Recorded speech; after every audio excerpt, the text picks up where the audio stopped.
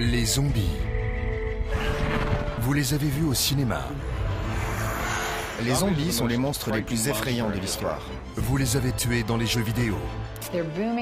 Dans la littérature, dans les films, les jeux vidéo, où que vous regardiez, il y a des zombies. La mort nous effraie, les morts vivants encore plus. Tombeaux souterrains, inhumation dans des cercueils scellés était notre façon de faire en sorte que les morts restent avec les morts. Un moyen de nous séparer définitivement d'eux. Notre peur est bien réelle. Et les zombies, y a-t-il une part de vérité dans leur histoire? Chaque culture crée sa propre version du mort-vivant. Nous le voyons légende après légende, le Xijiang et le Draugr, les revenants et les ghouls, nous voyons les morts qui ont été lésés. Ils veulent répondre à ce tort en nous attaquant. Pas de couteau, ni d'arme à feu. C'est à coups de mâchoire qu'ils nous dévorent. Les zombies ont toujours faim. C'est la caractéristique distinctive du zombie moderne. Il n'en a jamais assez. Nous avons une peur primaire d'être pris pour des aliments. Peu importe notre place dans l'histoire, nous avons toujours eu la conviction prédominante que peu importe ce que l'on fasse, on ne mangera surtout pas d'humains. Ils nous envahissent dans les films. Mais la réalité peut-elle rejoindre la fiction? Il y a eu tout au long de l'histoire des maladies qui imitaient le comportement du virus du zombie. La vraisemblance est là. Il y a la crainte qu'en jouant avec la science, nous sommes en fin de compte en train de jouer avec notre propre destin. L'homme a-t-il déjà été trop loin? Il y a beaucoup d'agents pathogènes différents, de parasites, de combinaisons de maladies facilement transformables en armes et qui pourraient créer une peste zombie. L'inimaginable pourrait bien arriver. Une invasion zombie. Vous ne serez jamais seul devant un zombie. Il y en aura toujours des milliers ou des millions face à vous. Même nos gouvernements élaborent des stratégies de survie. Quand ils sont venus m'interroger, je leur ai dit qu'il fallait créer un groupe de travail sur les zombies et qu'il fallait penser à une manière d'encourager la population à réfléchir à sa préparation personnelle. Êtes-vous prêts? Et si l'invasion avait déjà commencé? Floride, Miami, le samedi 26 mai 2012. Jusque-là, rien d'exceptionnel sur cette vidéo de surveillance. Et pourtant, quand on y regarde de plus près, une voiture de police, plusieurs, et surtout 2 hommes étendus sur le passage piéton d'une voie rapide. Rudy Eugène, 31 ans, est l'un d'entre eux. Ce jour-là, il erre, nu, dans les rues de Miami. Quand tout à coup, il se jette sur un SDF pour le dévorer. À l'arrivée de la police, les 3/4 de son visage sont arrachés. Un œil, son nez, sa bouche. Pourtant, Rudy Eugène ne lâche pas prise. Il ne faudra pas une, mais plusieurs balles pour que les policiers parviennent à abattre celui que l'on surnomme le zombie cannibale de Miami. Je lui ai dit d'arrêter, mais il continuait de manger l'autre type. Il m'a regardé avec des morceaux de chair dans la bouche. Il grognait comme un animal. On aurait dit un zombie, du sang dégoulinait. Le truc le plus proche que j'ai jamais vu, The Walking Dead. Rudy Eugène était dans un état second. Sa force était décuplée, la température de son corps extrêmement haute et sa faim insatiable. Ronald Popo, la victime, est toujours hospitalisé dans un état critique au Jackson Memorial Hospital. Que s'est-il passé ce jour-là? Rudy Eugène n'avait aucun antécédent de cannibalisme. Rudy et moi n'avions jamais parlé de cannibalisme ou de vaudou. On regardait un feuilleton télévisé chrétien tous les matins. On étudiait la Bible ensemble. On voulait se marier et je pensais qu'il aurait fait un bon père pour mes enfants. Selon sa compagne, Rudy était innocent. Il aurait agi sous une malédiction vaudou ou sous l'emprise d'une drogue encore inconnue. Et les autres alors?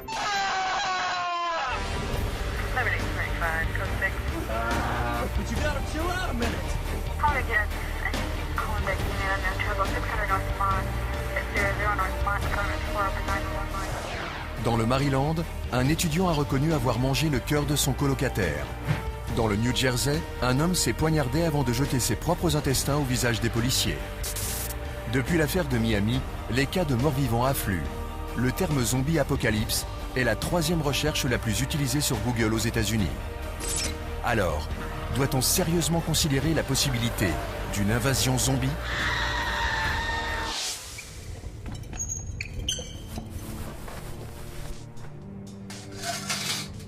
La mort est la peur ultime de l'homme. Mais il y a quelque chose d'encore plus terrifiant. Quand le mort revient à la vie et qu'il devient notre pire cauchemar, le zombie.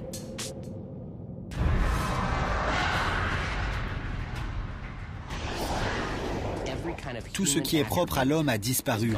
Ils semblent humains, mais ne sont plus ce qu'ils étaient. Ils sont inlassablement poussés à manger de la chair humaine, mais ne sont jamais rassasiés. C'est vraiment un fléau. C'est comme si vous étiez au milieu d'un essaim d'insectes. Vous êtes encerclés et il n'y a pas d'issue. Ils représentent ce dont nous avons le plus peur.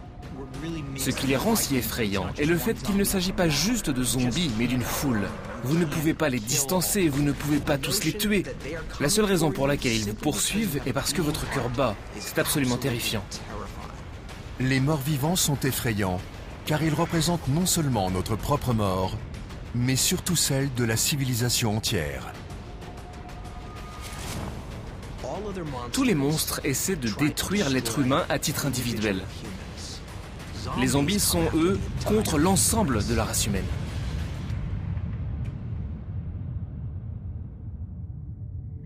Pour comprendre les zombies, il faut d'abord connaître leur histoire.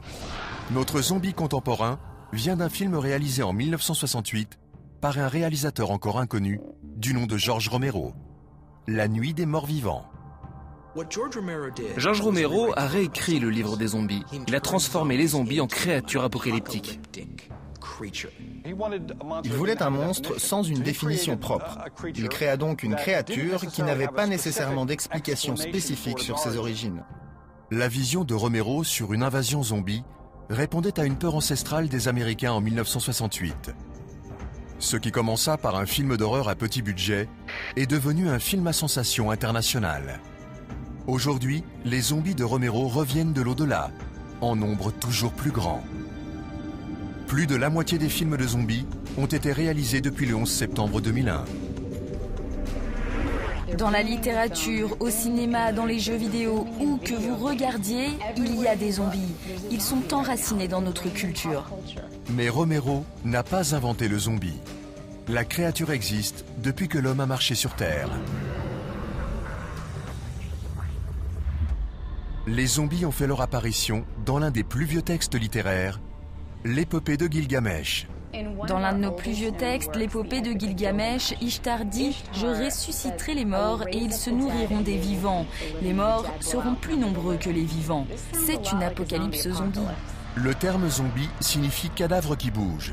Il vient de la religion vaudou haïtienne qui puise ses racines en Afrique de l'Ouest. Historiquement, un zombie est enraciné dans la culture vaudou. C'est une personne dont l'esprit est contrôlé par quelqu'un d'autre et qui agit comme un esclave. Le zombie vaudou originaire d'Afrique et finissant à Haïti est très différent du zombie de Romero. Le mot zombie se réfère techniquement au traditionnel zombie du vaudou haïtien. Cela n'a rien à voir avec la culture de la horde, virale, affamée, carnivore, que nous appelons maintenant zombie. Revenons en arrière, dans le passé. La plupart des grandes civilisations avaient peur des créatures revenant de l'au-delà. En Chine, les morts-vivants sont appelés Jiangshi. Le Jiangshi est un monstre fascinant et terrifiant du folklore chinois. C'est un fantôme affamé qui revient pour dévorer les vivants. Ce fantôme revient non seulement pour attaquer les vivants, mais aussi sa propre famille, comme pour se venger de ne pas avoir été enterré dignement. Comme dans beaucoup de cultures, les Chinois ont des rites mortuaires. Ils permettent de s'assurer que les morts puissent passer en paix dans l'autre monde et qu'ils ne reviennent pas hanter les vivants. Dans un enterrement bâclé, l'esprit stagne. Il s'attarde ici, tourmenté, et à son tour tourmente les responsables de son ensevelissement au moment de sa mort. Comme notre zombie, le Jiangshi attaque les vivants avec un acharnement terrifiant. Il est très difficile de l'arrêter. Sa rage est une forme de rage pure, si je puis m'exprimer ainsi. Et pendant que notre zombie chinois revient pour punir les vivants, dans le folklore arabe, devenir zombie était une punition pour avoir vécu sans moralité. La créature était appelée une goule. La goule est un démon femelle. La plupart du temps, c'était le démon d'une femme. C'était quelqu'un tombé en disgrâce, quelqu'un qui avait vécu dans le péché. Dans les plus vieilles légendes, le démon était une prostituée. Elle se cachait dans le désert et appelait les hommes, un peu comme une sirène, puis elle reprenait son état naturel qui était celui de monstre dévorant et horrible.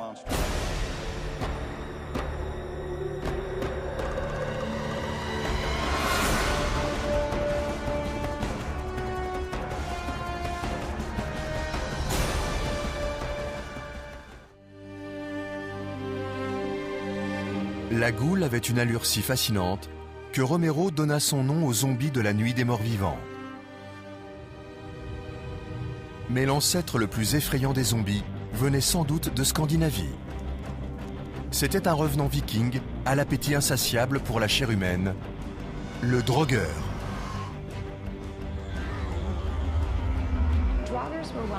Les Draugr étaient très connus dans la mythologie nordique. C'étaient des personnes revenues de l'au-delà comme des machines que l'on ne pouvait arrêter. La seule chose à faire était de les tromper pour qu'ils retournent sous terre. Le zombie conserve un certain degré de sa propre intelligence, ce qui le rend un peu plus effrayant, car il sait ce qu'il est et se complaît dans ce qu'il est.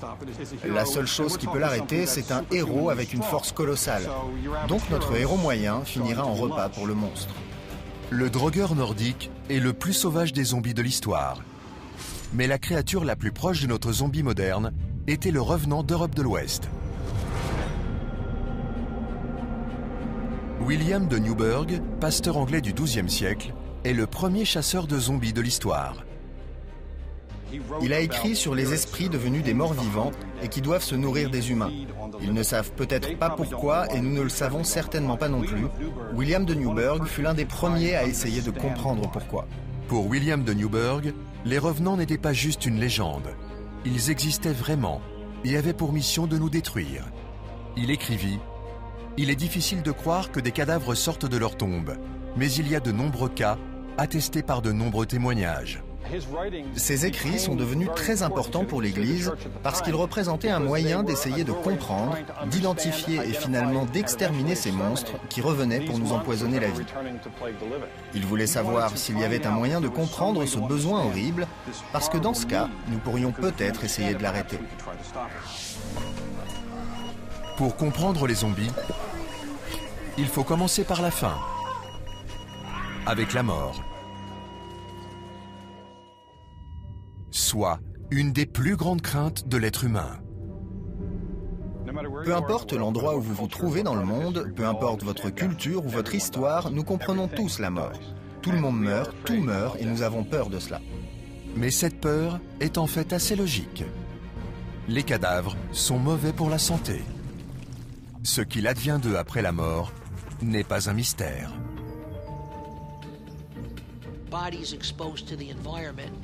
Les cadavres exposés à l'environnement peuvent polluer le réseau d'eau. De nombreuses maladies peuvent se transmettre en conséquence.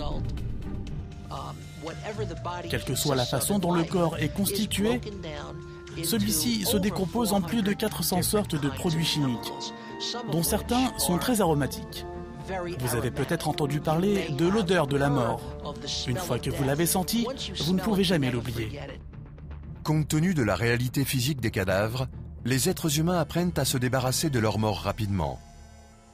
Un des premiers exemples de l'histoire de la sépulture a été trouvé dans la grotte de Pont-Newydd au Pays de Galles, où des restes ont été délibérément placés il y a environ 225 000 ans. Le moment où nous, en tant qu'espèce, avons commencé à enterrer les morts très soigneusement, en respectant le fait qu'ils avaient été en vie et en respectant leurs menaces potentielles, a été la pierre angulaire de la civilisation.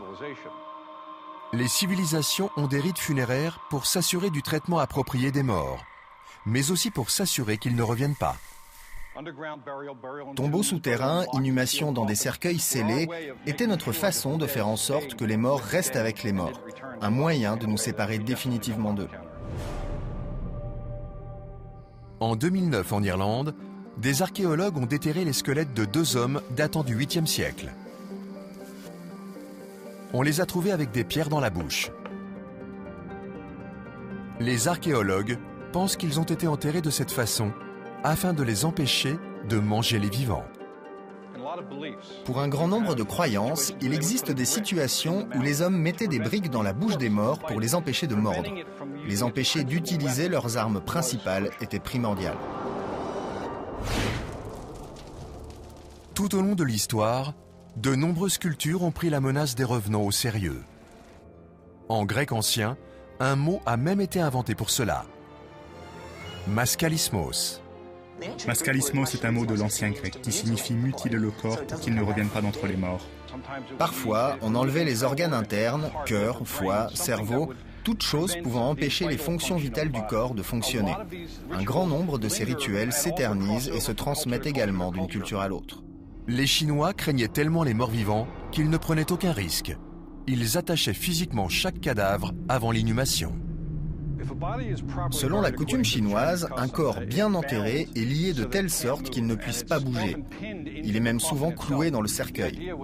L'idée était de l'enfermer dans ce qui représentait avant tout son chariot pour l'autre monde. Les fixations, si elles sont faites correctement, maintiennent le corps dans le cercueil. Si elles sont faites avec la moindre erreur, elles créent un monstre qui continuera à attaquer et qui devra être arrêté, comme vous l'imaginez, par une combinaison de rituels, de magie et de force. Dans les traditions nordiques, au lieu de lier le cadavre, des rituels avaient été créés pour embrouiller les morts. Les Scandinaves avaient une porte pour les cadavres. Le corps était sorti de la maison les pieds en premier, de telle sorte qu'il ne puisse pas se retourner et regarder la maison d'où il venait. Il venait vous chercher et vous sortez par une porte de la maison. Il scellait ensuite cette porte de sorte que si vous reveniez d'entre les morts, vous ne seriez plus en mesure de trouver votre chemin. La porte aurait disparu. Cela ressemble à de la superstition médiévale, mais la pratique a continué pendant des siècles. Tout au long du 19e siècle et même au début du 20e siècle, il était très courant en Europe et même dans certains endroits des Amériques qu'on sorte les morts hors de leur maison les pieds en premier. Comme cela, la personne décédée ne pouvait pas regarder derrière elle et voir quelqu'un dans la maison pour l'attirer dans le monde souterrain. Même aujourd'hui, beaucoup de nos rites funéraires modernes naissent de la croyance des morts vivants.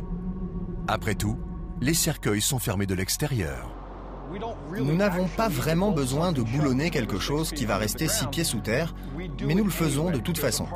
Une part de nous est effrayée par la possibilité que quelque chose sorte, et nous voulons nous assurer que ces rituels ont toute l'attention requise pour que rien ne se passe. Selon une croyance largement répandue chez l'homme, lorsque nous ne traitons pas les morts avec respect, ils reviennent pour se venger. Nous le voyons légende après légende, le Shijiang est le drogueur, les revenants et les ghouls. Nous voyons les morts qui ont été lésés. Ils veulent répondre à ce tort en nous attaquant. Pourquoi les morts veulent-ils se venger? Qu'avons-nous fait pour mériter leur colère? Dans beaucoup de cultures, les morts sont considérés comme étant malheureux, en particulier d'être morts. C'est qu'ils sont conscients qu'on leur refuse la vie et ils reviennent chasser les vivants parce que le monstre, le fantôme ou le revenant ne possède plus la vie. L'idée que les morts pourraient vouloir se venger des vivants remonte à des milliers d'années. Les gens pensaient qu'il y avait de bonnes et de mauvaises morts. Une mauvaise mort empêchait le défunt de poursuivre son chemin. La bonne mort ouvre la porte de l'autre monde. La mauvaise mort la ferme et enferme le mort verrouillé ici. Ceci est la base de beaucoup de nos croyances sur les monstres, en particulier la croyance sur le zombie, selon laquelle une mauvaise mort force l'esprit à rester ici en colère et assoiffé de vengeance. Mais qu'est-ce qu'une mauvaise mort? Une fin atroce, un mauvais type de sépulture ou une vie de péché? S'il y a quelque chose qui déforme la vie de cette personne ou la mort de cette personne, ils sont liés à la terre et ils sont entraînés par cette faim insatiable.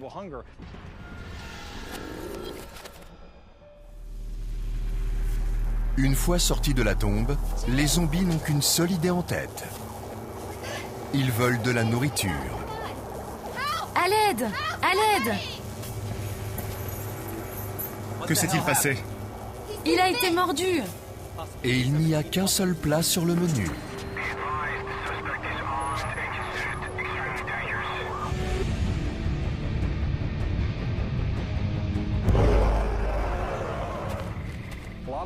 Un grand nombre d'auteurs, dont moi, ont tenté de comprendre pourquoi un zombie a besoin de manger. Selon moi, il a besoin de manger pour continuer à fonctionner. Ça lui apporte des protéines, donc de l'énergie. Mais beaucoup pensent que le zombie mange parce qu'il essaye de détruire la vie. Le zombie moderne chasse les êtres humains et se délecte de leur chair. Sa faim est insatiable. Les zombies ont toujours faim. C'est la caractéristique distinctive du zombie moderne. Ils n'en ont jamais assez.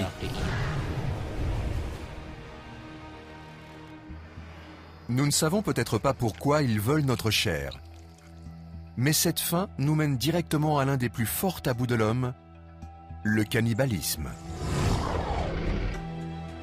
Le problème du cannibalisme est énorme pour nous, les êtres humains. En partie à cause du dégoût, de la peur, mais aussi à cause de son lien avec ces choses dont nous avons peur dans le noir. Nous avons une peur primaire d'être pris pour des aliments. Peu importe notre place dans l'histoire, nous avons toujours eu la conviction prédominante que peu importe ce que l'on fasse, on ne mangera surtout pas d'humains. Le cannibalisme a marqué l'histoire. Déjà dans les mythes de la Grèce antique, le tout-puissant dieu Cronos a mangé son fils aîné pour l'empêcher de s'emparer du trône. Cronos avait renversé son propre père pour s'emparer du monde. Il était assez intelligent. Il s'est dit « Mes enfants vont essayer de me renverser ». Alors pour éviter cela, il les a mangés. Cronos a déjà mangé ses 5 premiers enfants lorsque le 6e naît, Zeus. La femme de Cronos décide cette fois de cacher le bébé. Plus tard, Zeus reviendra pour tuer son père. La morale de l'histoire est claire. Le cannibalisme ne peut être toléré, et en particulier lorsque cela touche des membres de votre propre famille. Le message dominant du cannibalisme dans la mythologie grecque n'est jamais positif. On revient toujours pour vous mordre au sens propre du terme. Le cannibalisme n'apparaît pas seulement dans les mythes, mais aussi dans des événements bien réels. La plupart des sociétés l'interdisent. Mais quand une personne mange d'autres personnes, elle sait qu'elle viole plus que la loi. Un instinct humain. L'un des épisodes les plus sombres de l'histoire américaine est basé sur le cannibalisme. Le sort terrible réservé à l'expédition d'honneur prouve que des circonstances extrêmes peuvent faire tomber n'importe qui dans le cannibalisme. L'expédition d'honneur a été le pire voyage au monde. Ils sont partis en 1846 vers l'ouest, en Californie. Le train des 85 colons a commencé à traverser les montagnes de la Sierra Nevada. Ils se retrouvent piégés là-bas pendant l'hiver et ils ne peuvent pas en sortir. Finalement, ils succombent à la famine. La moitié de l'expédition est morte, mais l'autre moitié a eu recours à une tactique de survie désespérée. Ils ont mangé les morts. Nourris par leurs compagnons de voyage, 48 colons se sont échappés des montagnes. Mais une fois de retour chez eux, ils se sont retrouvés exclus. Après s'être échappés, il y a eu cette stigmatisation dont les survivants n'ont pas pu se défaire. Si vous avez mangé de la chair humaine une fois, vous allez le refaire. L'expédition d'honneur a choqué le pays. Lorsque notre survie est en jeu, toutes les règles de la société disparaissent. Si vous brisez un tabou, vous deviendrez socialement frappé d'otarcisme. Il n'est pas nécessairement important d'être puni par l'État. À certains égards, dans certaines sociétés, vous aurez simplement cessé d'exister. En temps de famine, vous ne voulez pas que les gens se dressent les uns contre les autres. Quand les gens ont faim, ils mangent n'importe quoi. Mais la survie n'est pas la seule raison au cannibalisme. Au XIXe siècle, il y a eu quelque chose d'encore plus sinistre. 1879, Alberta, Canada. Après un hiver long et rigoureux, les travailleurs d'une mission catholique sont surpris par un aborigène nommé Swift Runner. Il affirme que sa famille est morte de faim, mais la police découvre rapidement la vérité. Il a égorgé et mangé sa femme, ses 6 enfants, sa mère et son frère. Une fois capturé, Swift Runner a affirmé être possédé par un esprit, le Wendigo. Le Wendigo était censé être l'esprit qui vous infectait si vous aviez mangé des humains et vous deviez continuer à en manger pour survivre. À ce stade, la faim vous possédait et vous ne pensiez tout simplement à rien d'autre qu'à la chair humaine. Après la pendaison de Swift Runner, plusieurs cas de possession cannibale ont été signalés à travers la région. Partout au Canada, les gens étaient saisis par la peur du Wendigo, une créature qui a le pouvoir de libérer le zombie qui est en vous. Cette obsession a désormais un nom, la psychose Wendigo, qui vient de ce folklore d'origine amérindienne. Vous ne seriez pas en mesure de vous arrêter, vous devrez continuer à manger de la chair humaine pour survivre. Ça deviendrait votre raison d'être, presque comme un zombie dans la mesure où vous n'auriez plus de contrôle sur vos actes.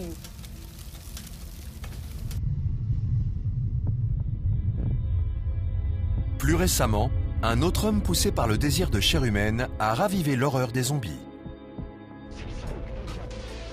C'était en juillet 91. La nuit était tombée quand la police de Milwaukee est entrée dans cet appartement. Difficile d'imaginer ce qu'ils y ont trouvé. Un congélateur avec à l'intérieur des parties de corps humain dont 3 têtes coupées. 2 crânes ont également été trouvés dans une marmite et 3 torses dans un grand tonneau en plastique. Terrifié, un jeune homme avait arrêté une voiture de police et dit aux forces de l'ordre qu'il avait été enlevé par le propriétaire de l'appartement. Si lui a eu la chance de s'échapper, les résidents de Milwaukee ont appris plus tard que jusqu'à 17 jeunes hommes étaient morts dans ces lieux. Un mélange de maisons d'abattage et de chambres de torture. Ils ont tous été tués au cours d'une période de 13 ans par Jeffrey Dahmer. Il démembrait les corps, les cuisinait avant d'en manger certains morceaux.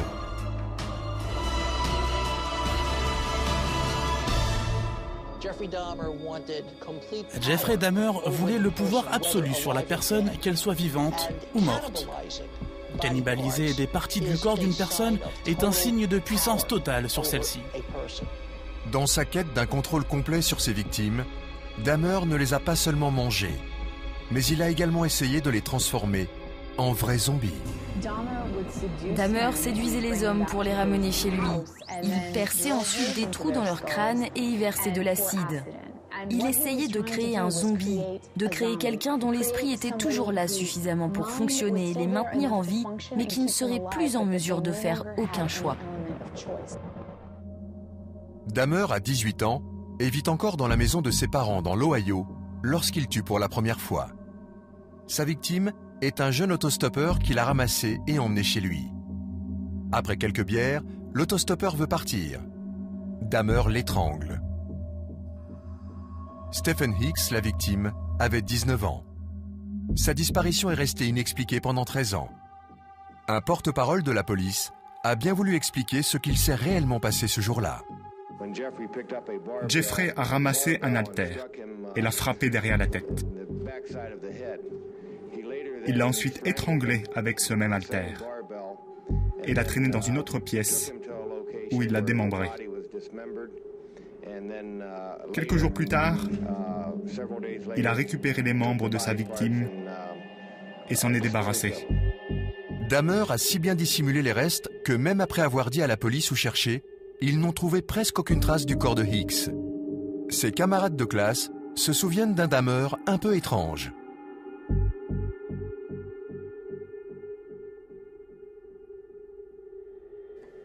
J'ai toujours eu le sentiment que quelque chose de tragique allait se passer avec lui. Après avoir échoué à l'université, Dahmer a rejoint l'armée pour servir en tant qu'infirmier en Allemagne. Mais il buvait beaucoup et a été réformé au bout de 2 ans. Il a ensuite occupé des emplois plus précaires et est allé vivre avec sa grand-mère à Milwaukee. En septembre 1987, Dahmer rencontre un jeune homme dans un bar gay. Il le tue dans un hôtel à proximité.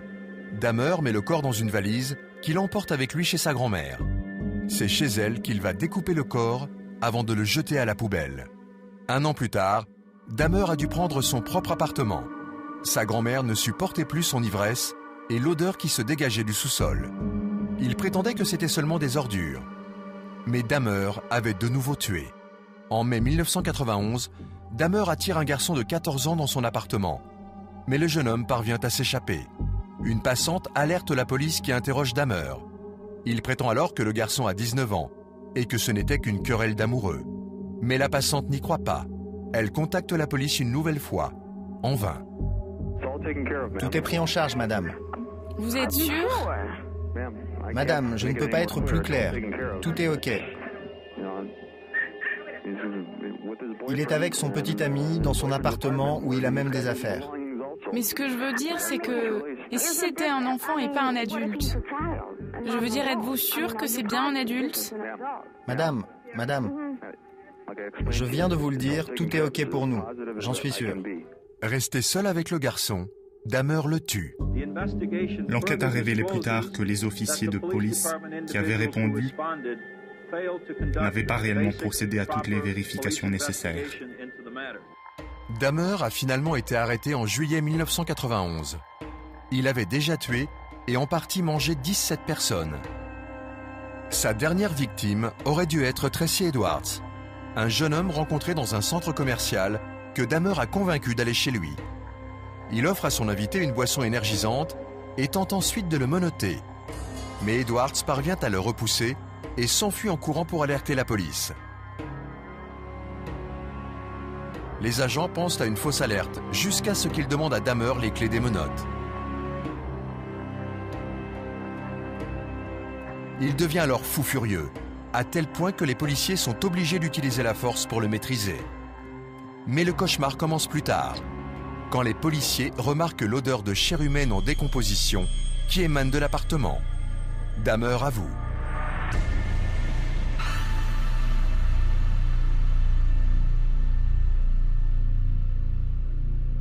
Durant les audiences préliminaires au procès, Dahmer ne montre aucune émotion. Compte tenu de l'horreur de ses crimes, sa santé mentale est remise en doute.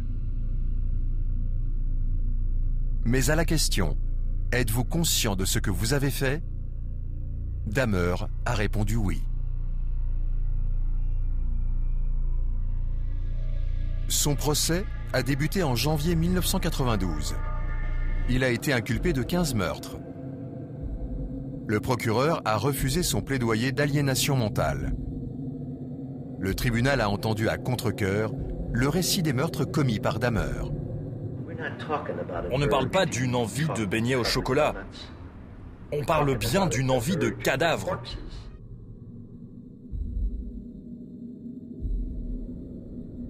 En février, Dahmer est reconnu coupable. Le juge Lawrence Graham le condamne à 15 peines de perpétuité.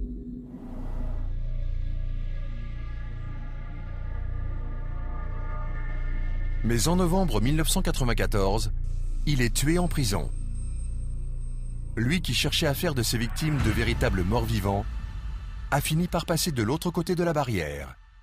Et il n'en est jamais revenu. La fascination pour Jeffrey Dahmer doit beaucoup à notre peur du cannibalisme, la dépravation ultime. Mais manger des humains n'a pas toujours été un sujet tabou. Il y a toujours eu des exemples de cannibalisme dans la préhistoire. Certaines cultures croient qu'il n'y a pas de meilleur moyen d'honorer son ennemi que de manger son cœur. Certaines cultures croient qu'il n'y a pas de meilleur moyen pour maudire votre ennemi que de permettre à son cœur de passer à travers votre système digestif. Le cannibalisme est un phénomène mondial. Ce n'est pas nécessairement un acte du diable. Parfois, c'est la manière par laquelle les gens pensent obtenir le pouvoir, la connaissance, la lignée des familles à travers la mort. À ce jour, le cannibalisme est encore un rituel dans les zones isolées de la Papouasie-Nouvelle-Guinée. Une tradition consiste à manger les cerveaux de ses proches décédés. Mais dans les années 50, cette pratique a conduit à l'émergence d'une contagion mystérieuse. Certaines tribus cannibales ont plus tard développé une maladie appelée kourou. Elle entraîne la formation de poches d'air spongieuses dans le cerveau. Ils se sentaient de plus en plus confus, potentiellement délirants, perdaient parfois le fil de la réalité. Toutes ces choses semblent similaires aux caractéristiques des zombies que nous voyons à l'écran. Ils ont appelé cette maladie frisson ou kourou. Elle est causée par la consommation de cerveaux infectés par les prions. Un prion est une contagion vraiment effrayante. Quand ils arrivent dans votre cerveau, ils finissent par le transformer en gruyère. Nous ne comprenons pas très bien comment ils fonctionnent. Les prions sont une infection qui ne ressemble à rien d'autre que l'homme connaisse. La plus connue est la maladie de la vache folle. Elle contamine l'homme lorsqu'il consomme de la viande infectée. La victime devient impuissante, comme dans un état de zombie. Un cerveau ravagé par la maladie de la vache folle aura certaines caractéristiques du cerveau zombie. Les victimes ont des secousses myocloniques, ils finiront par devenir ataxiques, incapables de marcher. Ils deviendront aussi de plus en plus confus, délirants. Lorsque nous pensons aux nombreuses possibilités de contagion qui pourraient conduire à une maladie zombie, les prions sont en haut de la liste. Nous pouvons être infectés par des prions. Nous pouvons avoir les symptômes du mort-vivant. Mais cette infection peut-elle bel et bien mener à une contagion à grande échelle ?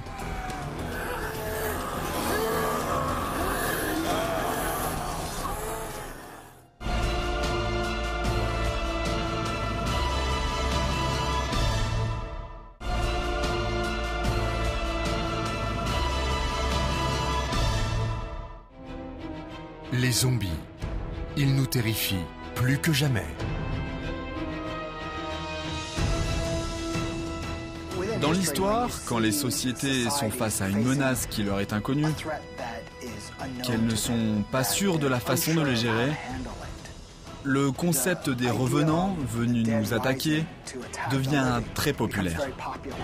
Bon nombre de personnes pensent que la civilisation est plus proche qu'elle ne l'a jamais été de l'effondrement total.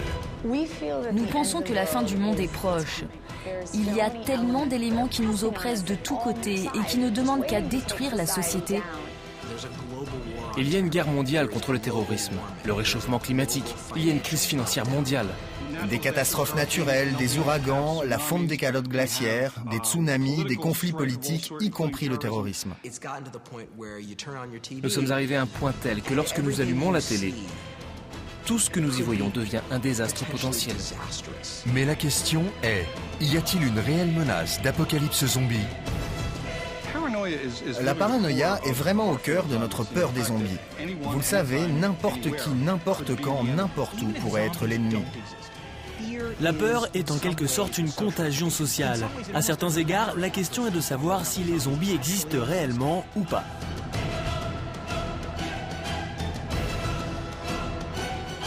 Notre survie en tant qu'espèce est en jeu. Les zombies sont de retour d'entre les morts. Et ils sont plus proches que vous ne pourriez le croire.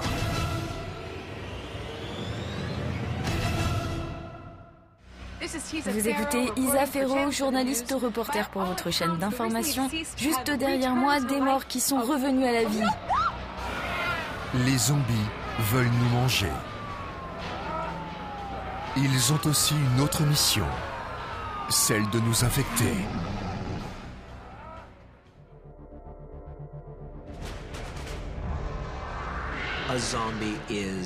Un zombie est rongé par une maladie et a un impératif biologique unique, qui est de répandre le virus en mordant et en consommant des êtres humains. C'est le principe de base. Le but du zombie est de faire d'autres zombies. Sortir et infecter d'autres personnes, c'est le but de leur existence. Il se propage d'une personne à l'autre très vite, parfois par le biais d'une morsure, c'est donc par la salive, d'autres fois directement par le sang du zombie. Une chose est sûre, le virus se propage très vite comme une maladie ou comme une peste. La peste zombie est mortelle et incurable, et elle frappe sans discernement. C'est tout ce que nous craignons le plus dans la maladie. La maladie chasse à l'aveugle. Elle vous tombe dessus, peu importe qui vous êtes, et rien ne l'arrête vraiment. Les films de zombies jouent vraiment avec cette peur, avec l'idée qu'elle peut s'en prendre à n'importe qui. Peu importe ce que nous faisons, même si nous essayons de la combattre, elle se propage. Parce que si vous tuez une personne qui est infectée, elle reviendra en tant que zombie. Il s'agit d'une menace croissante qui ne nous permet pas d'avoir une réponse adéquate. L'hypothèse d'une apocalypse zombie est terrifiante. Non seulement parce qu'elle est mortelle pour nous en tant qu'individus, mais surtout parce qu'elle conduirait à la destruction totale de notre société.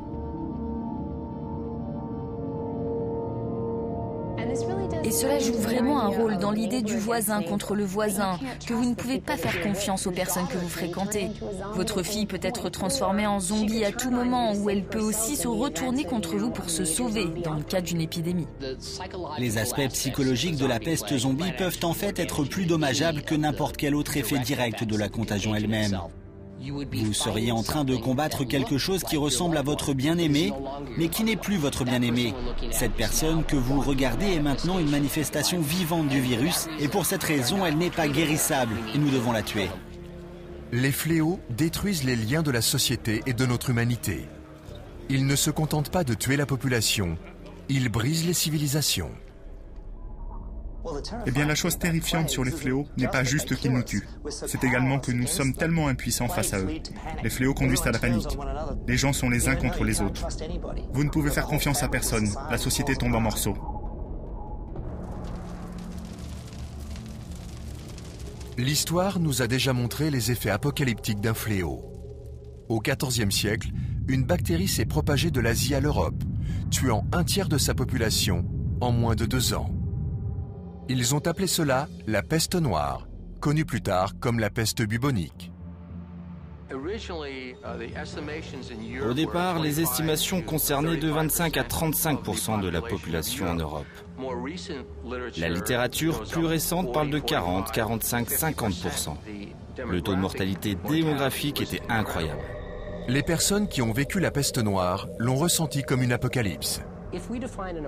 Si l'on définit une apocalypse comme un événement horrible, quelque chose qui décime la société, que les composantes bases de l'infrastructure sociale, le droit, l'ordre, le gouvernement ont disparu, ceux qui ont survécu ont vécu essentiellement un scénario apocalyptique.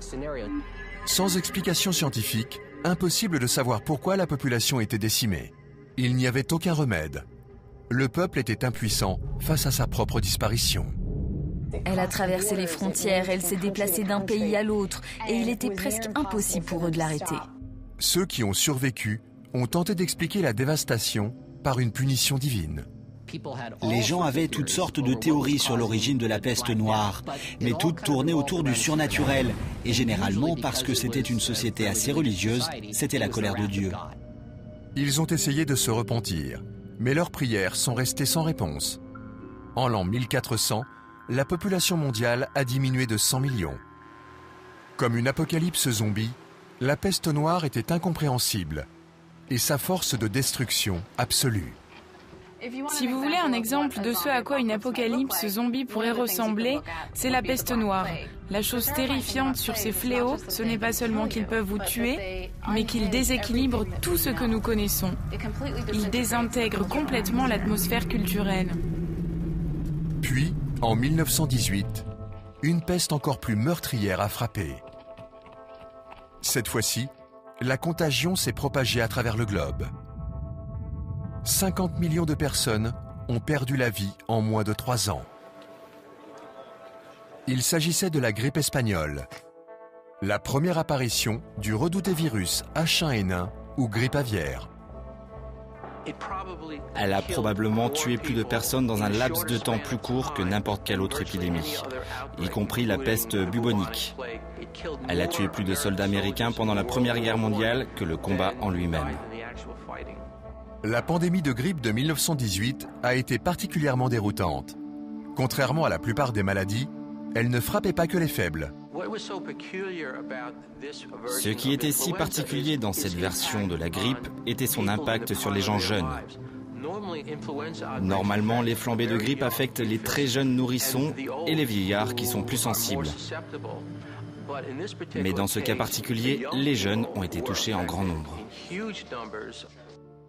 Une fois de plus, la maladie a décimé les gens et les sociétés. Mais la grippe n'était pas seule responsable de ce carnage. La mondialisation a aidé la maladie à se propager rapidement et totalement. Une sorte de tempête parfaite a eu lieu dans la première partie du XXe siècle. Nous venions de terminer la Première Guerre mondiale et les infrastructures des sociétés développées précédemment étaient complètement détruites. Au même moment, les gens voyageaient partout dans le monde plus facilement qu'ils ne l'avaient jamais fait auparavant. Donc toutes ces choses arrivaient en même temps et la grippe espagnole était en mesure de profiter de tout cela. Non seulement nous avons dû prendre le livre de la médecine et le jeter à la poubelle, mais nous étions conscients que c'était la grippe, juste la grippe. C'était terrifiant, car on l'avait sous-estimée. Au début, les gens disaient « c'est la grippe, elle ne va pas tuer des gens. Nous n'allons pas arrêter de gouverner, nous n'allons pas déclarer un état d'urgence en raison de la grippe, voyons. » Je pense que c'est exactement comme cela que beaucoup de gens réagiraient à un fléau zombie. La pandémie de grippe espagnole nous donne un aperçu de ce à quoi ressemblerait une apocalypse zombie. Vous pouvez être sûr que la première réaction des gouvernements face aux zombies serait un échec. Ils vont probablement essayer de rassurer le public, car ce dont les gouvernements ont le plus peur, c'est la panique sociale. C'est lorsque vous avez un manque de foi dans les institutions gouvernementales que la confiance du public s'effondre et que ce genre de scénario post-apocalyptique commence à devenir envisageable. Comme dans une apocalypse zombie, la grippe espagnole a dévasté des populations entières, parce qu'elle ne pouvait ou ne voulait pas imaginer l'éventualité d'une extinction. Et pire encore, en période de pandémie, le déni peut rapidement céder place à la panique. Dans tous les scénarios de peste, nous passons par une phase de négation, qui a ensuite un effet boomerang dans la panique de masse. Lorsque dans le passé les fléaux ont frappé la société, il y a d'abord presque toujours un sentiment de panique ou d'incertitude, lié en grande partie au fait que les gens ne connaissent pas les causes du fléau. Et jusqu'à ce que vous en connaissiez la cause, il y aura diverses et larges théories du complot. À notre époque aussi, des pandémies potentielles ont émergé, agitant le spectre d'une apocalypse mondiale. La pneumonie atypique, la maladie de la vache folle, le virus du Nil occidental. Elles se sont avérées moins dangereuses qu'au premier abord et nous ont aidés à nous préparer pour la prochaine épidémie, peut-être plus terrible. Le virus du Nil occidental, la grippe H1N1, le virus du SRAS, la maladie de la vache folle, ces virus sont apparemment sortis de nulle part et ont fait couler beaucoup d'encre. À cause de cela, nous sommes plus à même de reconnaître les signes avant-coureurs et capables de les distinguer des autres choses qui rendent les gens malades. Cela serait essentiel pour reconnaître les premiers signes d'une épidémie de peste zombie. Même les scientifiques ont commencé à utiliser le modèle d'une peste zombie comme moyen d'étudier les pandémies. Leurs conclusions ne sont pas vraiment rassurantes. Un groupe de biomathématiciens à l'université Carleton au Canada, qui étudie habituellement les pandémies, a créé un modèle de programmation linéaire très sophistiqué afin de voir ce qui se passerait si nous avions ces types de zombies. Et leur conclusion est plutôt désastreuse. Ils ont déclaré qu'à moins que les zombies ne soient éliminés à un stade très précoce de leur développement, la civilisation humaine telle que nous la connaissons serait anéantie. Les zombies seront bien trop nombreux pour que l'humanité résiste. D'autant plus qu'ils se déplacent rarement seuls, mais en horde.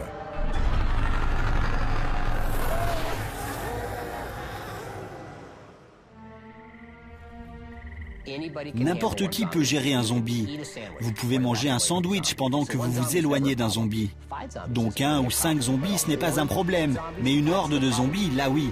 Les zombies se déplacent lentement, mais ils ne cessent jamais d'avancer.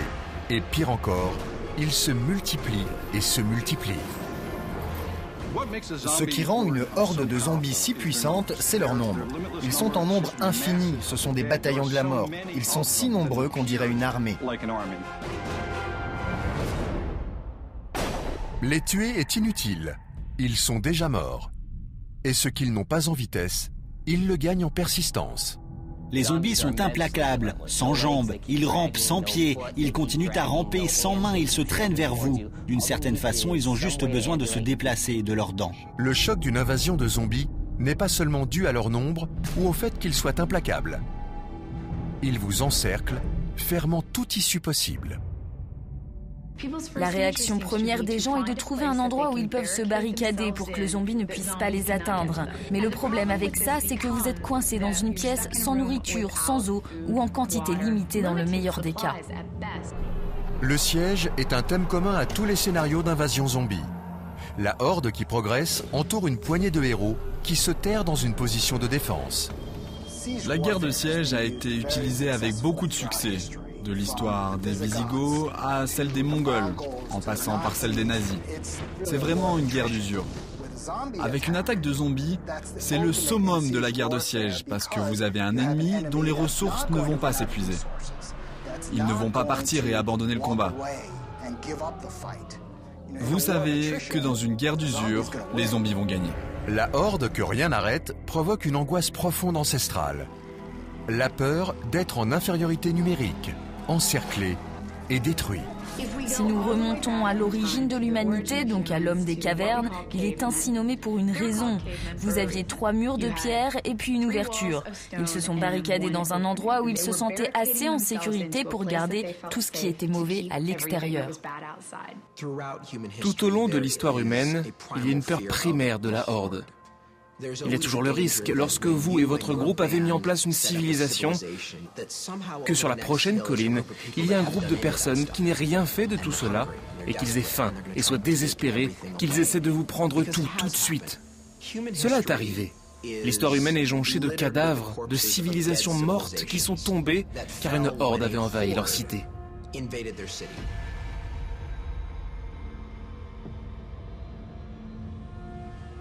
Un des exemples les plus célèbres de hordes destructrices est apparu à Rome au 5e siècle.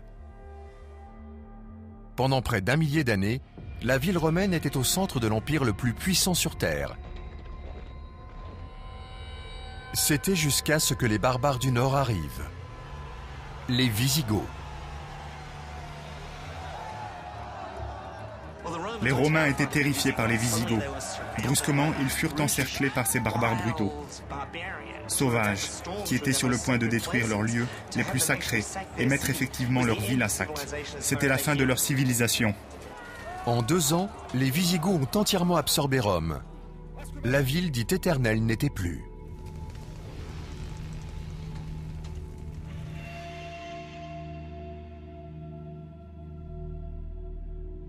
« 800 ans plus tard, la horde la plus célèbre de l'histoire a ravagé l'Asie centrale, abattant tout sur son passage, les Mongols. D'ailleurs, c'est d'eux que vient le mot horde. Ils ont apporté une nouvelle brutalité à la guerre, qui consistait à bouillir et écraser les victimes, et à catapulter les têtes coupées. Toute armée d'invasion est terrifiante, mais il y a une raison pour laquelle nous parlons encore des envahisseurs mongols. Ils pillaient, ils mangeaient leurs prisonniers. Ils furent particulièrement brutaux dans leurs tactiques. Il y a des moments où nous sommes confrontés à une menace écrasante, quelque chose de si vaste, de si grand que cela nous effraie et nous détache même de notre propre groupe de protection. La horde mongole en est un parfait exemple. C'est tellement rapide et tellement énorme qu'il n'y a pas de défense adéquate. Au milieu du XIIIe siècle, la horde mongole a fait irruption dans la ville de Bagdad et a dévasté le joyau de l'Empire islamique. Pendant des siècles après cela, la ville, si étincelante à une époque, était une épave. Nous parlons du pillage de Rome en 410. Nous parlons de la façon dont le pillage de Bagdad par les Mongols a mis fin en quelque sorte à l'âge d'or islamique. Je pense que le fait que tout ce que nous construisons peut être détruit par une horde est ancré dans notre esprit. Beaucoup de théories d'invasion zombie décrivent une ville assiégée par une armée implacable dont le but est la destruction totale. Ce scénario s'est joué plus récemment, au cours de la Seconde Guerre mondiale. Cette fois-ci, les nazis étaient la horde. Lorsque nous parlons de l'apocalypse zombie, nous avons une tendance à considérer que c'est quelque chose d'abstrait. Mais en fait, nous l'avons réellement vu à travers le monde. Un bon exemple est le siège de Leningrad. Leningrad, 1941. Des milliers de soldats nazis encerclent le Capitole culturel soviétique, déclenchant un des plus longs et plus meurtriers sièges de l'histoire. La bataille fit rage pendant près de 900 jours. Des milliers de personnes sont mortes de faim dans les rues. Cela s'appelait la ville héroïque et la majorité des citoyens étaient en effet héroïques, mais il y avait toujours un marchand en noir pour vous vendre un petit gâteau de viande. Personne n'a jamais admis qu'il y avait eu du cannibalisme à Leningrad et personne n'a jamais demandé d'où provenait cette viande. Tout le monde était en guerre. Il y avait constamment des meurtres, il y avait du cannibalisme, il y avait toutes sortes d'horreurs. C'était la guerre absolue totale. Toute personne vivant à cette époque vivait la fin du monde. Je pense que la Seconde Guerre mondiale à l'Est ressemble plus à une guerre zombie que la Seconde Guerre mondiale à l'Ouest. Brutalement, les Russes voyaient des panzers roulant à travers leurs champs de blé. Aucune négociation possible. Churchill a dit que les nazis étaient des barbares mécanisés. Le mot barbare signifie qu'il n'y a pas de terrain d'entente. Et c'est ça qui est absolument terrifiant pour les gens. Hitler est un monstre de cruauté, dont la soif de sang et de rapine est insatiable.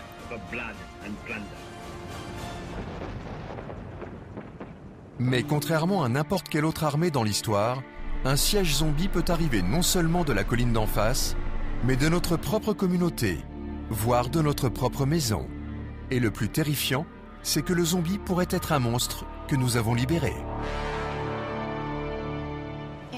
Dans beaucoup de fictions zombies, on voit que ce sont les humains la cause de l'épidémie. C'est la guerre biologique, c'est quelque chose que nous avons créé. Nous pourrions être responsables du retour des morts parmi les vivants, mais involontairement.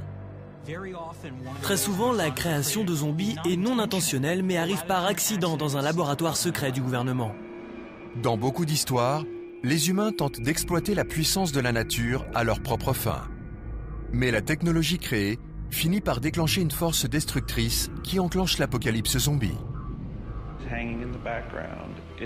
Il y a derrière tout cela l'idée que, en quelque sorte, nous avons fabriqué quelque chose par la radiation. le génie génétique, une arme bioterroriste, quelque chose. Nous avons fait quelque chose pour libérer cela. Il y a la crainte qu'en jouant avec la science, nous sommes en fin de compte en train de jouer avec notre propre destin. La création de ces sortes de super microbes finira par causer notre perte.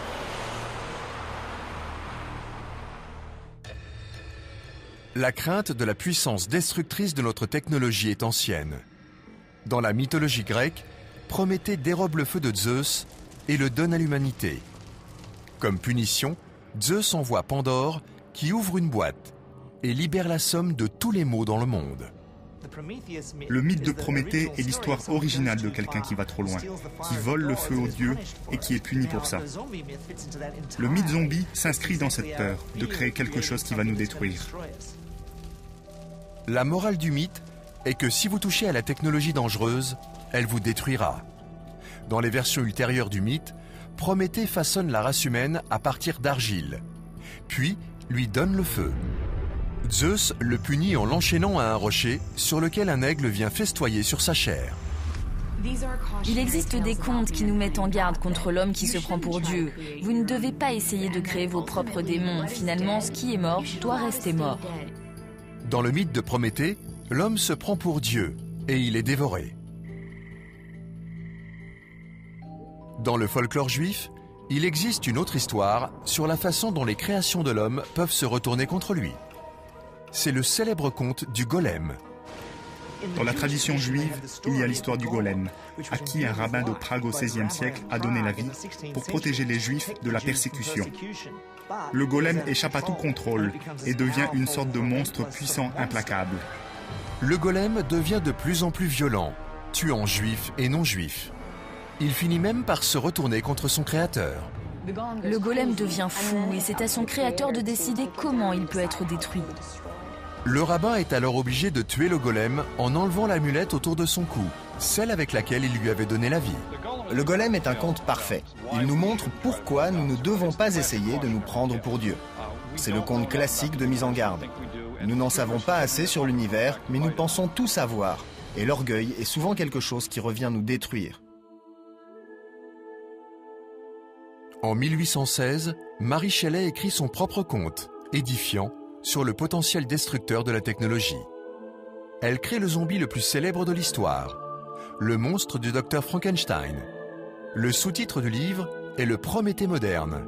Une autre histoire, un autre avertissement de ce qui arrive quand l'homme essaye de se prendre pour Dieu. Mary Shelley a écrit Frankenstein à une époque de grande innovation scientifique. Ce livre contestait la façon dont les gens se référaient à Dieu, au savoir et à ce qui était possible et impossible. Certaines personnes avaient peur que nous bricolions avec la nature d'une manière plus négative que positive.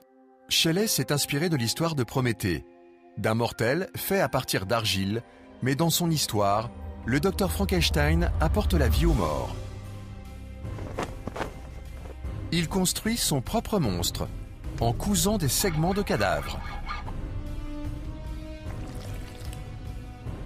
Et pour lui donner la vie, il le stimule électriquement. On appelle ce procédé la galvanisation. La galvanisation est une théorie qui a vu le jour à la fin des années 1700. Selon cette théorie, si vous appliquez une charge électrique à un cadavre, ça pourrait le ranimer. Au début du 19e siècle, un scientifique italien nommé Giovanni Aldini utilisa cette technique pour tenter de ranimer les cadavres de criminels exécutés.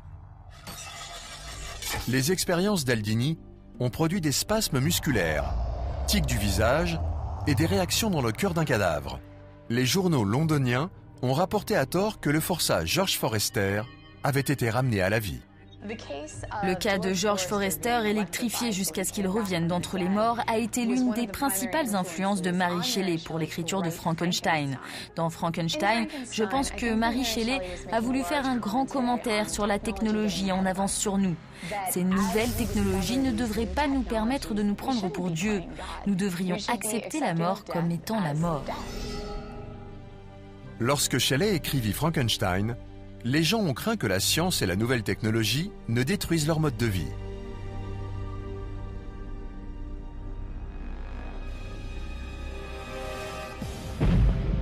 Mais en 1968, lorsque George Romero a réalisé La Nuit des Morts Vivants, Ils ont craint que notre technologie puisse complètement détruire la vie.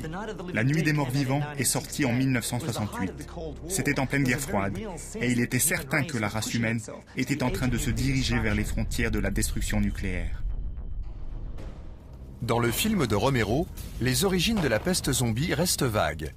Mais il suggère qu'elle est liée à une fuite nucléaire d'un satellite de la NASA. Les zombies de Romero invoquent une peur ancienne.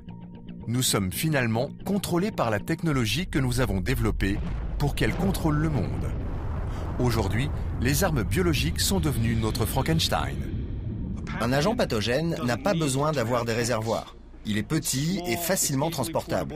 C'est le genre d'arme qu'un groupe terroriste pourrait utiliser parce qu'ils ne peuvent pas mettre sur le terrain une armée assez grande pour combattre un pays tel que le nôtre. Donc, leur armée serait composée de virus, de bactéries, de prions et de choses qu'ils pourraient utiliser pour créer des dommages illimités. La guerre biologique est en fait une vieille histoire. En 1346, une armée mongole encercla l'avant-poste commercial génois de Kaffa sur la péninsule de Crimée. Au lieu d'utiliser la puissance du feu, les Mongols ont attaqué avec des cadavres. Leurs armées ont été frappées par la peste et ils ont lancé des cadavres sur Kaffa pour propager la maladie. À ce moment-là, les personnes qui étaient en ville ont commencé à s'en aller. C'est le premier exemple de guerre biologique utilisée au combat. Les survivants en fuite ont ensuite répandu la peste dans toute l'Europe. Aujourd'hui, les scientifiques ont appris à fabriquer des virus et à les utiliser comme des armes. En 2001, des colis du virus mortel de la fièvre charbonneuse, l'anthrax, ont été envoyés par la poste à des cibles à travers les États-Unis, tuant 5 personnes et en infectant 17 autres. Pensez à ce qui s'est passé en 2001 aux États-Unis, où les attaques à l'anthrax ont eu lieu juste après les attentats du 11 septembre. À certains égards, ces attaques à l'anthrax ont finalement provoqué des paniques plus grandes que les premières attaques terroristes. La menace de l'anthrax était étrangement similaire aux horreurs d'une apocalypse zombie. L'anthrax lui-même tue en partie en rongeant la chair humaine. Et dans les cas des attaques de 2001, les enquêteurs ont retrouvé la source de l'anthrax dans un laboratoire américain d'armes biologiques. Une fois de plus, ceux qui ont joué avec le feu se sont brûlés. La crainte est que quelque chose qui se soit développé, de façon volontaire ou non, puisse affecter la population de façon très sérieuse. Si c'était le cas, quelles en seraient les ramifications? Alors comment quelque chose qui est toujours en cours d'élaboration pourrait être maîtrisé? Les craintes d'une apocalypse zombie qui arriverait maintenant impliquent souvent la menace renouvelée du bioterrorisme. Il y a beaucoup de discussions dans les médias et dans l'armée pour savoir si un virus zombie pourrait être militarisé. Et la réponse est effectivement oui. Il y a beaucoup d'agents pathogènes différents, de parasites, de combinaisons de maladies facilement transformables en armes et qui pourraient créer une peste zombie. Est-ce qu'un fléau zombie est vraiment possible? Il ne fait aucun doute que nous disposons de la technologie qui pourrait mener à notre perte. L'impensable devient imaginable. Pire, envisageable. Du côté des citoyens, mais pas seulement. Nos gouvernements s'intéressent de près à la possibilité d'une invasion zombie. Quand ils sont venus m'interroger, je leur ai dit qu'il fallait créer un groupe de travail sur les zombies et qu'il fallait penser à une manière d'encourager la population à réfléchir à sa préparation personnelle. Le monde entier doit être prêt à ce qui s'annonce comme la pire pandémie qui ait jamais eu lieu. Les germes ne connaissent pas de frontières. Ils ne comprennent pas les politiques nationales. Alors, les films ne seront plus d'aucune aide. Chacun devra élaborer sa propre stratégie pour survivre. La survie, ce n'est pas seulement une question d'équipement ou de fusil. C'est surtout d'avoir la volonté nécessaire pour traverser les difficultés. Certains, comme la brigade zombie, se sont déjà réunis afin de se préparer à l'inévitable. Nous avons des auteurs, producteurs de cinéma, scientifiques, physiciens nucléaires et militaires, tous réunis pour centraliser cette formidable masse d'informations. La réalité a bel et bien rejoint la fiction. Mais êtes-vous prêt à l'accepter ?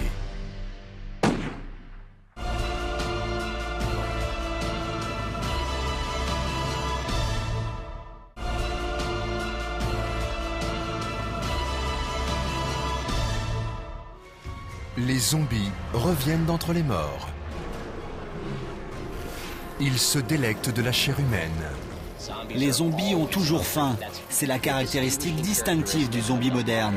Il n'en a jamais assez. Quand les gens ont faim, ils mangent n'importe quoi. Ils se répandent comme un virus. N'importe qui, n'importe quand, n'importe où pourrait être l'ennemi.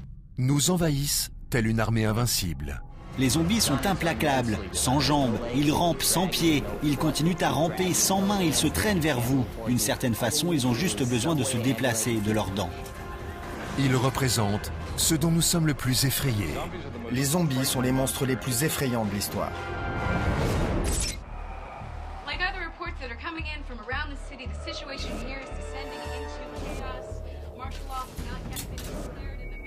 Les zombies sont dans les films, les bandes dessinées, à la télévision. Mais que ferions-nous s'ils étaient bien réels ?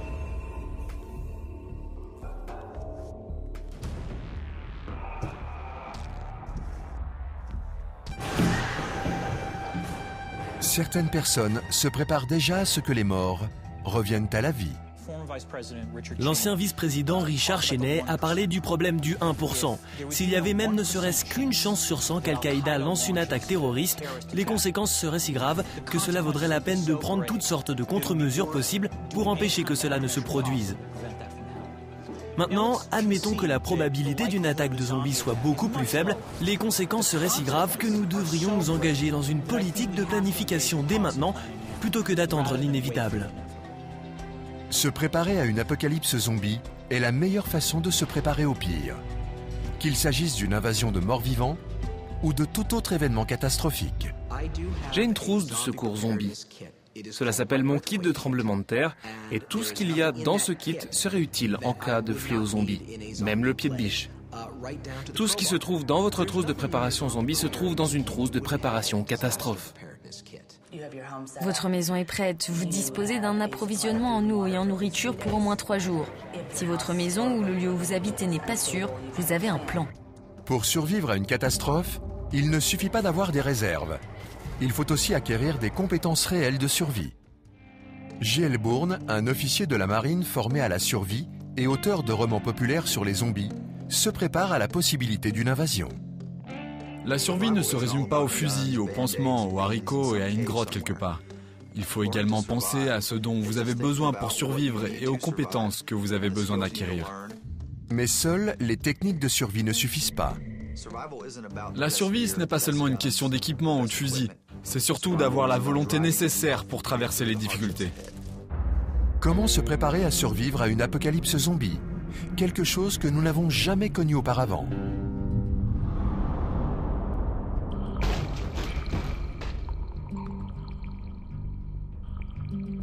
Dans la culture populaire, partir est la meilleure option. Il suffit de prendre votre sac, votre fusil, votre équipement, de partir ailleurs et de devenir un nomade. En réalité, partir devrait être l'une des solutions de dernier ressort. Restez dans les lieux aussi longtemps que possible. Si vous restez sur place, alors vous devez être prêt à transformer votre maison en forteresse. Pour fortifier une maison standard, il vous suffit d'aller dans une quincaillerie et d'acheter du contreplaqué, d'être prêt, comme vous le feriez pour un ouragan, à protéger vos fenêtres. Les experts en survie appellent à vous barricader chez vous. Si la forteresse cède, il faut évidemment fuir. Mais cela doit rester votre dernière option, et ce, pour une bonne raison. Vous devrez renoncer à tous vos biens. Si je devais me sauver, j'emporterais avec moi certaines choses. Après l'eau, la nourriture est la deuxième chose la plus importante. J'emmènerais aussi une trousse médicale et un miroir de signalisation. Je pourrais utiliser du feu même si le briquet ne marchait plus. Je ferais aussi en sorte de me protéger contre les menaces que je pourrais rencontrer. J'emmènerais sans aucun doute une arme à feu avec moi. Ma priorité serait de voyager léger parce que porter trop de poids provoque des douleurs. Pendant la fuite, la marche pourrait bien être votre seul mode de transport. Si vous croyez que vous pouvez marcher 40 km par jour avec un sac à dos au cours d'une apocalypse zombie, vous vous trompez vraiment. Sans réseau cellulaire, sans GPS, sans carte, comment savoir où aller ? Vous pouvez perdre beaucoup de calories en prenant la mauvaise direction. Trouver la bonne va être primordial.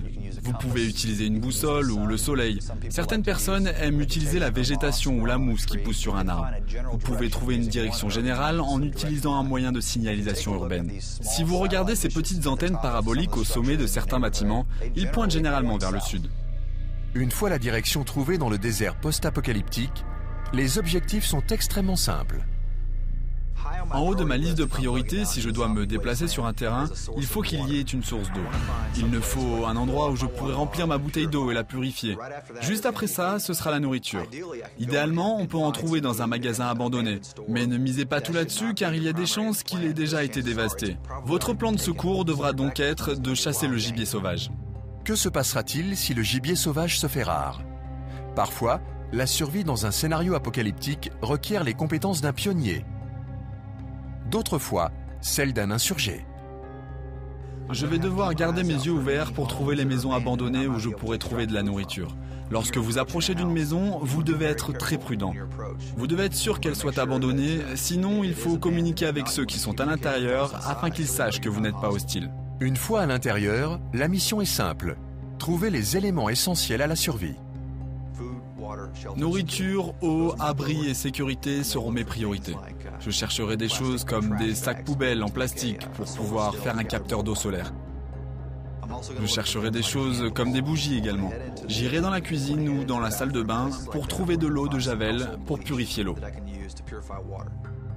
À travers le monde, les citoyens essayent d'imaginer à quoi pourrait ressembler une invasion de morts-vivants.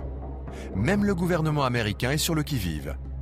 En mai 2011, les très sérieux centres de contrôle des maladies ont publié une note officielle sur les moyens de survivre à une apocalypse zombie. Un homme de la CCM a écrit sur le blog officiel un article sur les zombies. Et le point fort portait sur le fait que la préparation à une apocalypse zombie est exactement la même que pour toutes les autres catastrophes dont nous avons entendu parler depuis les 10 ou 15 dernières années.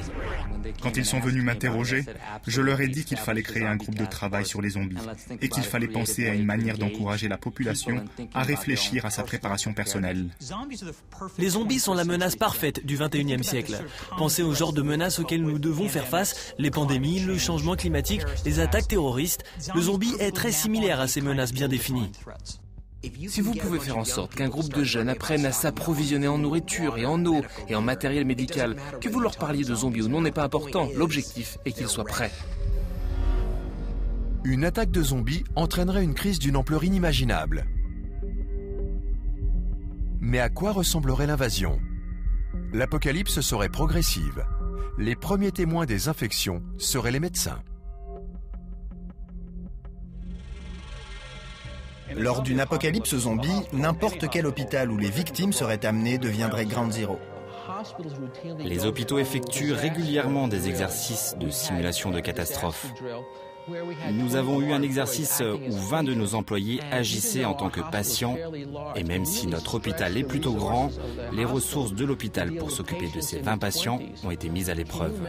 Alors imaginez si nous étions confrontés à des patients par milliers. C'est la question d'amplitude qui rend l'apocalypse zombie si terrifiante et si dévastatrice en termes d'optimisme. Les premiers intervenants auraient peu de temps pour réagir. Les hôpitaux seraient rapidement dépassés. La première ligne de défense pour une invasion de zombies est de garder nos têtes, au sens propre et au sens figuré. C'est quelque chose que nous n'avons pas vu avant, mais c'est quelque chose que nous maîtrisons mieux depuis les 10 dernières années à cause de l'émergence de pandémies. Quand un patient infecté arrivera, les médecins verront des symptômes inhabituels. Ils essaieront peut-être de le traiter avec des médicaments, mais ils ne vont pas savoir aborder cette chose qui doit absolument être arrêtée. Les médecins ne vont pas tuer leurs patients pour les empêcher de contaminer d'autres personnes. Tandis que l'infection se propagera et que la population succombera au virus, les infrastructures s'effondreront.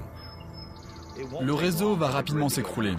Il y aura des perturbations électriques, de gaz et d'autres choses, parce qu'il n'y aura tout simplement pas assez de personnes pour occuper ces postes et maintenir l'infrastructure en marche. L'ordre social commencera à s'effriter.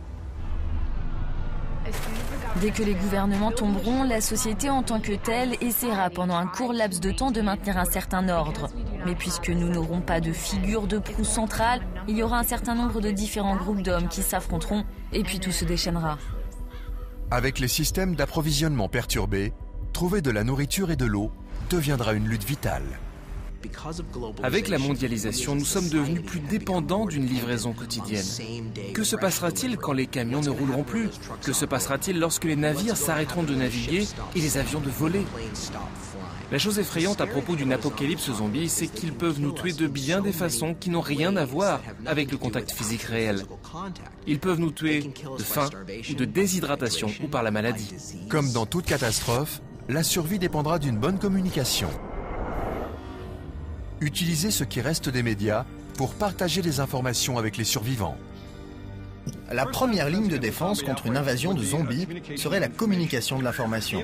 Si nous gardons la tête froide, si nous sommes capables de comprendre la nature de la menace, alors les choses comme les téléphones cellulaires et Internet, les SMS, seront notre première ligne de défense. Ça semble amusant que Twitter puisse en fait se placer entre nous et l'apocalypse, mais ça pourrait tout à fait être vrai. La communication sera essentielle, mais elle ne suffira pas. L'armée devra mobiliser son arsenal pour lutter contre la horde de zombies. Il lui faudra développer une nouvelle stratégie militaire. Les armées modernes vont devoir repenser leur stratégie lorsqu'ils auront affaire à des hordes de morts-vivants. Ils vont devoir apprendre les tactiques nécessaires pour échapper à leur ennemi. Je pense que l'armée moderne tirera beaucoup moins et s'échappera plus lorsqu'il s'agira de faire face à une horde de zombies. Vous tirez avec une arme à feu pour tuer un zombie et il pourrait y en avoir 10 000 dans le coin qui entendront le coup de feu. Même avec une nouvelle stratégie, aucune armée ne pourra gagner à elle seule. Notre survie dépendra également de la communauté internationale. Les frontières devront être scellées et le pays infecté isolé afin d'arrêter la propagation du virus. Les germes ne connaissent pas de frontières, ils ne comprennent pas les politiques nationales. Il y a une réelle incitation à identifier très rapidement ce qui se passe et à partager cette information. Vous obtiendrez de l'aide d'autres pays pour prendre soin de votre foyer. Vous obtiendrez des informations supplémentaires pour essayer de comprendre rapidement comment se débarrasser de l'épidémie. Les pandémies passées ont démontré qu'une communication ouverte entre les gouvernements et les citoyens était cruciale pour mettre fin à une épidémie mortelle. Les régimes autoritaristes sont réticents à admettre qu'ils ont un problème. Repensez à 2003, lorsque la première épidémie SRAS a éclaté en Chine. La Chine a dissimulé des informations qui étaient vitales pour le reste du monde. Ils ont appris que leur volonté de donner des informations de façon sélective les a plus mis en danger qu'autre chose. En fait, ils ont dû sortir au grand jour en quelque sorte afin de céder eux-mêmes. L'épidémie de pneumonie atypique a été exemplaire pour les communautés dans le monde entier. Et il est aujourd'hui beaucoup moins probable que les pays fassent de la rétention d'informations sur ce qui se passe.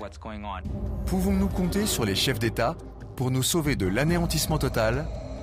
L'histoire démontre encore une fois que les gouvernements ne sont pas toujours l'atout le plus fiable en cas de catastrophe majeure. Katrina nous a montré à quoi une apocalypse zombie pourrait ressembler. Nous avons assisté à un effondrement complet du système à tous les niveaux, du président jusqu'au département de la police de la Nouvelle-Orléans. On a vraiment vu une ville se désintégrer jour après jour, jusqu'à voir des gens debout sur les toits, brandissant des pancartes, appelant à l'aide, et c'est exactement ce que nous verrions dans une épidémie de zombies. Les leçons tirées des événements comme l'ouragan Katrina ont aidé les gouvernements à travers le monde à repenser leur stratégie d'intervention en cas de catastrophe. Mais face à une apocalypse zombie, même les plus grands efforts pourraient être insuffisants. Toutes les bureaucraties, y compris la santé publique et les bureaux des premiers intervenants, sont formés à des procédures d'exploitation normalisées. Ils développent tous des procédures d'utilisation normalisées pour rendre routinières leurs interactions avec le monde extérieur. Je pense qu'on peut dire que les morts vivants représenteraient un résultat non standard. Donc selon toute vraisemblance, si ces autorités devraient traiter avec des zombies, ils commettraient au début des erreurs sans même le savoir. La politique bureaucratique sur cette question serait sanglante dans tous les sens du terme. Si nous ne pouvons compter ni sur le gouvernement, ni sur nous-mêmes pour nous sauver, alors notre pire cauchemar deviendra réalité.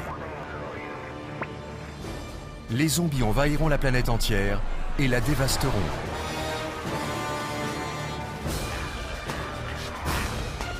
Mais une nouvelle génération apparaîtra. La génération Z.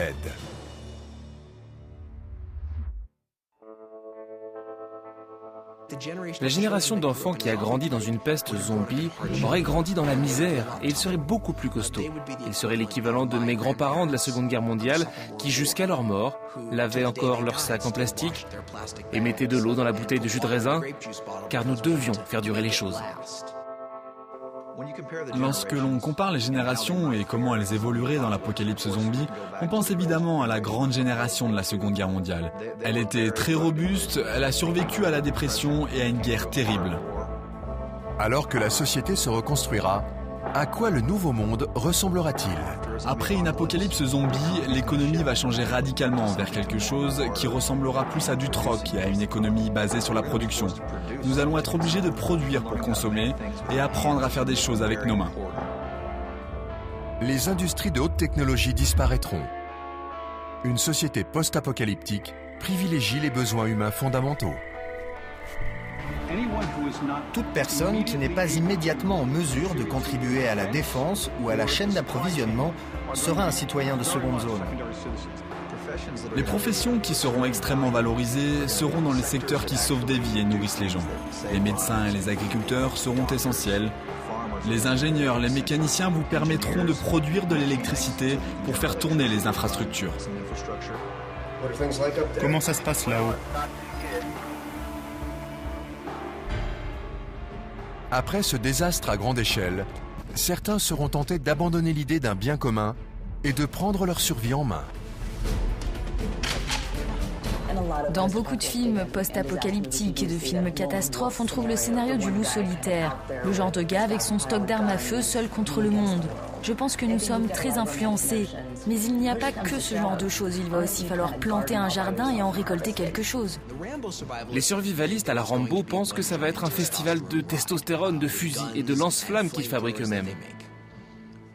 Il y a ensuite les vrais survivalistes qui comprennent comment purifier l'eau, comment faire pousser leur propre nourriture, comment prendre soin de leurs enfants quand ils ont une maladie, quelles plantes sont bonnes à manger. Ce sont des gens qui survivraient beaucoup plus longtemps que l'aspirant Rambo. Pour la plupart d'entre nous, la survie à long terme dépendra de la coopération, de la reconstruction du tissu social que le zombie aura détruit. Un individu ne peut pas reconstruire une civilisation. La raison pour laquelle nous, en tant qu'espèce, avons survécu et triomphé, c'est parce que nous avons appris à travailler ensemble. Et dans ce pays, le fait de travailler ensemble est en quelque sorte devenu un tabou. La vérité est que dans une crise, les gens ont besoin de se réunir, ils ont besoin d'échanger, ils ont besoin de former une sorte de société de protection mutuelle. Les communautés se forment facilement quand tout le monde partage le même besoin, la survie. Mais une fois la menace immédiate passée, avoir un but commun devient bien plus difficile. Au début, nous allons tous nous rassembler pour aller quelque part ou barricader une porte. Nous ferons tout ce que nous pourrons.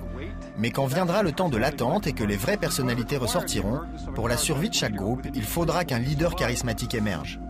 Si nous n'arrivons pas à survivre à une apocalypse zombie, ce ne sera pas forcément dû aux morts vivants, mais à notre propre civilisation. Nous profitons les uns des autres au moment où nous sommes les plus faibles. Nous avons vu tant d'incidents où la société est tombée comme ça. C'est la meilleure façon de tout perdre. Il ne faut pas craindre les zombies. La chose à craindre, c'est ce que les humains sont capables de faire quand ils ont peur. Si la nature humaine est souvent notre pire ennemi, y a-t-il quelque chose que nous puissions faire pour empêcher notre autodestruction? À Saint-Louis, dans le Missouri, un groupe d'individus se prépare déjà. Voici la Brigade Zombie. La Brigade Zombie est une organisation qui a commencé avec un groupe d'amis adeptes de films de zombies. Ils se réunissaient pour discuter de la meilleure façon pour survivre plus longtemps que les personnages dans les films. Ils se sont ensuite interrogés sur les vraies compétences nécessaires à la survie. Le message de la brigade est simple. Le modèle de survie du loup solitaire ne fonctionne pas. Pour survivre à une catastrophe majeure, il faut faire partie d'une communauté. Vous êtes beaucoup mieux quand vous avez un groupe de personnes autour de vous qui sont vos amis. Vous travaillez bien avec eux, vous avez une relation avec eux. Le but de la Brigade Zombie n'est pas de tuer des morts vivants. Elle organise des collectes d'aliments en conserve et collecte de sang pour la Croix-Rouge. Nous nous amusons, nous sortons, nous faisons un peu de chahut, mais en même temps nous attirons l'intérêt des gens. Il s'agit de construire une communauté, d'apprendre à se connaître. Avec un groupe de personnes qui partagent les mêmes idées, vous aurez une meilleure chance de survivre. Au début, personne ne prenait la brigade zombie au sérieux. Je n'en croyais pas mes yeux. Ils sont habillés en zombies? Est-ce que c'est Halloween? La brigade zombie fournit un excellent matériel et du soutien. Les gens se sont mis à réfléchir à la façon dont nous pouvions construire le tissu social de différentes façons. Nous pensons que si vous êtes préparés pour les zombies, une tornade n'est plus un gros problème. Et un tremblement de terre est une chose à laquelle vous pouvez vous préparer. La brigade zombie a fini par s'imposer. Elle est désormais prise au sérieux. Les membres de la brigade zombie nous ont aidés avec notre formation de l'équipe régionale. Ils ont joué les rôles des suspects et des victimes. Plus le niveau de stress dans la formation est élevé, mieux nous réagirons dans le monde réel. Alors nous rendons tout ça aussi réel que possible. Ce qui a commencé par une communauté en ligne à Saint-Louis est devenu une organisation mondiale avec 28 branches différentes et 20 000 membres actifs. Nous avons des auteurs, producteurs de cinéma, scientifiques, physiciens nucléaires et militaires, tous réunis pour centraliser cette formidable masse d'informations. Tous les membres de la brigade zombie ne croient pas à l'éventualité d'une invasion. En revanche, ils sont tous d'accord sur une chose. Il faut être préparé à la prochaine catastrophe, quelle qu'elle soit. Et si les morts devaient revenir, alors peut-être bien que des groupes comme la brigade zombie ferait basculer les chances en faveur des hommes. L'espoir, c'est qu'en temps de crise, il y ait assez de gens qui se manifestent et montrent leurs meilleures qualités.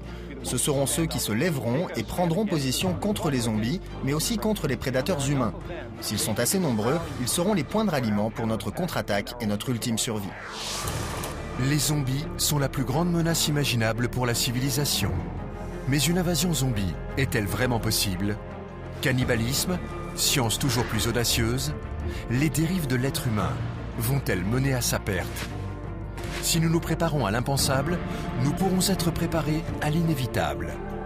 Alors, tiendrons-nous compte des avertissements de l'histoire ou serons-nous condamnés à un sort pire que la mort?